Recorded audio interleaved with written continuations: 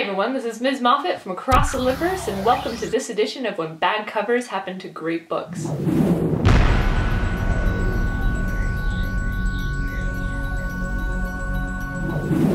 I'll admit, I've definitely picked up a book based on its cover. And to be fair, covers are designed to appeal to their intended audience or their ideal reader, and all of that depends on a publishing house's perceptions of the age, gender, cultural background, and more of that reader. But what happens when a cover just doesn't cut it for the book it's trying to sell? I've got here a list of great books that received no help from the covers, so let's get started. First off, I'm quite vocal about this one, it's the original cover of The Book Thief by Marcus Zozak. I remember tons of booktubers talking about The Book Thief when it first came out, and I couldn't understand what the fuss was about. Dominoes? Is this a book about gambling? And what is wrong with that font? A friend lent me her copy of the UK edition, which in my opinion is already a vast improvement. Not to mention seeing a young girl dancing with the specter of death automatically intrigued me. Thankfully the anniversary hardcover was released and all was right with my world. I do love minimalist covers, and this one just seems so elegant in comparison, so thankfully there's a happy ending here with the book covers. Next is pretty much any cover from the Dresden Files series by Jim Butcher, but for the sake of this video I'll go with the first cover, Stormfront. Now, I know this is a stylistic thing here. The whole shadowy figure and the big blocky letters is a convention of urban fantasy and supernatural pulps in general, particularly of mass market paperbacks. I can guarantee you I never would have picked this up on my own, and that would have been a travesty. The Dresden Files are fun and fast-paced, and Butcher has an impressive long game here.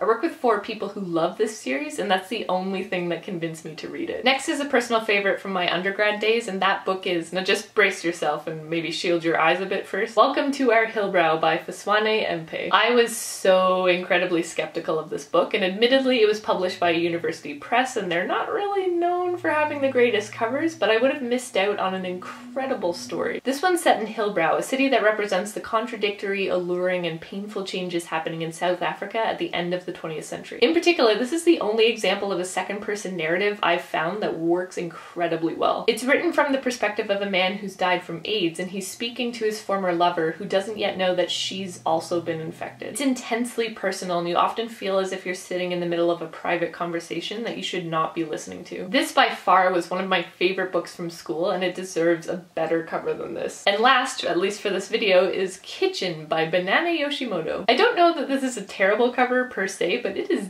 definitely dated. Like, it's undeniably from the early 90s, and I feel like it deserves a cover update. But it also doesn't really represent the novel. Like, this woman is far too happy to be in this book. Kitchen is about a grieving woman who's taken in by her friend Yoichi and his mother, who used to be his father, Eriko. This new family unit is also hit by tragedy, and the book explores the ways in which grief and love can sometimes get mixed up with each other. I don't think you can grasp any of that by this book cover, and once again I would have missed out on an incredible story. So what about you? What do you think makes for a great book cover? What book did you love despite loathing its cover? Also, feel free to hit the thumbs up button if you like what you see, and make sure to subscribe for more videos from me too. On that note, signing off.